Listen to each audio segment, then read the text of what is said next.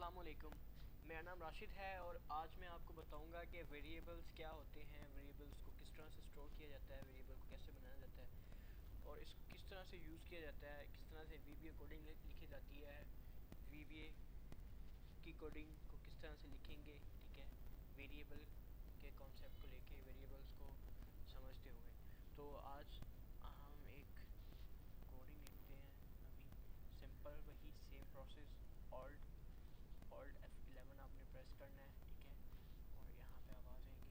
यहाँ पे हम एक मॉड्यूल जो है वो इंसर्ट करवा लेते हैं, नया वाला, और मैं यहाँ पे लिखता हूँ सब। ठीक है, वेरिएबल और ये वेरिएबल मैंने अपने सिलेक्टर का नाम रख दिया है। ठीक है, अब यहाँ पे हमने कोडिंग लिखनी है। तो वेरिएबल को डिफाइन करने के लिए जो हम की इस्तेमाल करते हैं, ठीक है, वो है डिम। ठीक है, एक्स मैंने एक वेरिएबल बना दिया है एज इंटीजर, और डिम का मतलब होता है कि हमने ये जो एक्स वेरिएबल बनाया है ना, हमने इसको डिफाइन कर दिया है। Dim mean define in memory, declare in memory. ठीक है, कि मेमोरी के अंदर मैंने एक वेरिएबल एक्स बना दिया है जो कि मेमोरी में पड़ा हुआ है। ठीक है, एक मैंने वेरिएबल ये बना दिया है। उसके बाद मैं कहता हूँ डिम वाई एज इंटीजर। ठीक है, और डिम z एज इंटीजर। ठीक है, और ये मैंने तीन अपने वेरिएबल बना दिए हैं, डिम, ठीक है, एक्स वाई और z।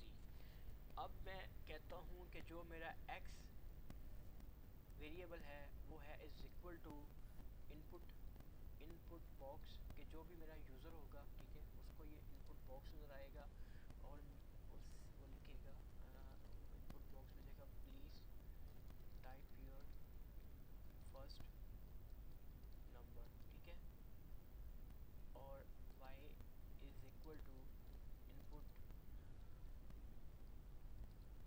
बॉक्स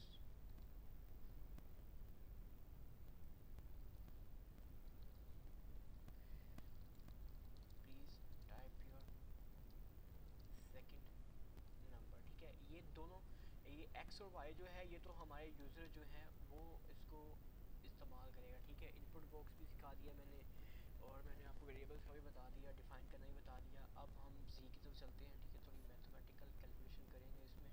ठीक है, जी में मैं कहता हूँ मैसेज बॉक्स, और मैसेज बॉक्स में मैं कहता हूँ कि x मल्टीप्लाई बाय y। ठीक है, और इसके स्टार्टिंग में मैं लगा देता हूँ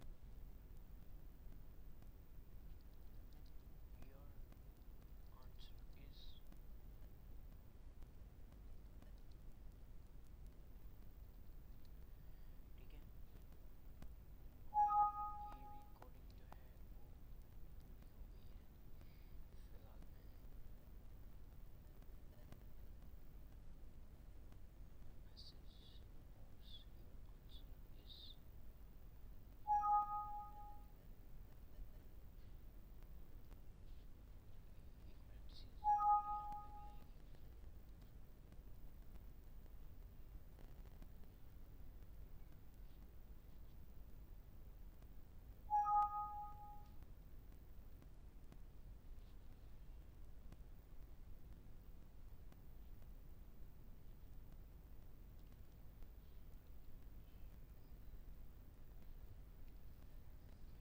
ठीक है, ये मल्टीप्लाई पहले हम इतना रन करके चेक करते हैं।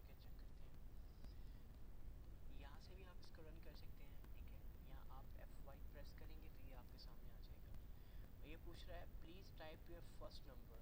मैं कहता हूँ मेरा फर्स्ट नंबर है 10, मैं इसको कहता हूँ ओके, और ये फिर मुझसे पूछता है please type your second number, तो मैं इसको कहता हूँ सेकंड नंबर है 5, यानी कि 10, और वहाँ पे हमने मल्टीप्लाई का साइन लगाया था 5। ठीक है, यानी कि ये हो जाएगा, ये मल्टीप्लाई का साइन नहीं हमारा सही,